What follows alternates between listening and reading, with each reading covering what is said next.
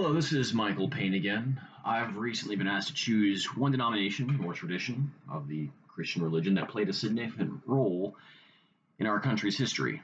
Now, choosing the importance of just one Christian denomination in America's history is difficult. So many denominations have greatly contributed to the well being of our country. Baptists and Methodists, for example, helped bring about revivals across our country. Catholics and Quakers provided early examples of religious tolerance in their respective colonies of Maryland and Pennsylvania. Many of our most influential founders came from the Anglican tradition, to include George Washington, George Mason, and Alexander Hamilton. Despite all this, I'm going to discuss the Reformed tradition's contributions to American history. I believe that it was the Reformed tradition, both Presbyterians and Congregationalists, who played a vital role in America's founding and identity. According to Mark David Hall, 50 to 75% of Americans around the time of the founding were from the Reformed tradition. Additionally, at least 20 of our founders were Orthodox members of the Reformed tradition, to include the clergyman John Witherspoon. Additionally, many of the founders were educated at Princeton, then a bastion of Reformed thought. This means that many of the men who were forming our new government and identity were either members of or heavily influenced by the Reformed tradition. Now, we see this played out. Howard Miller, for instance, argues that many Reformed Christians played a role in drafting state constitutions. These state constitutions would then be used as frameworks for the drafting of the U.S. Constitution.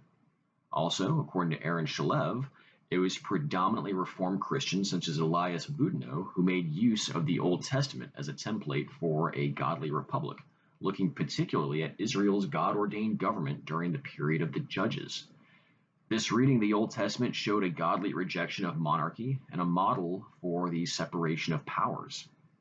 So this Old Testament reading, plus the Reformed understanding of the nature of sin, as well as the Reformed experience, particularly the Puritan experience in 17th century England, all played roles in the founders' decision to set up a government with a separation of powers, as well as a system of checks and balances.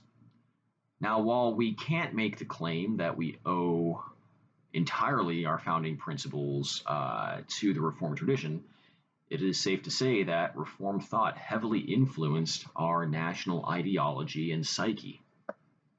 And this continues to a degree today. Examples are men like R.C. Sproul, who have established apologetics programs and centers of learning as a means to bring America back to God. More recently in the news is Doug Wilson, an advocate for classical learning and the founder of New St. Andrews College. Across the news outlets, Wilson is probably best known for his calls for Christian nationalism. Now, regardless of one's opinions about Wilson and his ideology, this still shows that members of the Reformed tradition have something to say about America and how it should be governed. While the Reformed influence on American politics and identity has diminished to a degree over the past centuries, we can still see Reformed Christians seeking to have an influence on the direction of our country.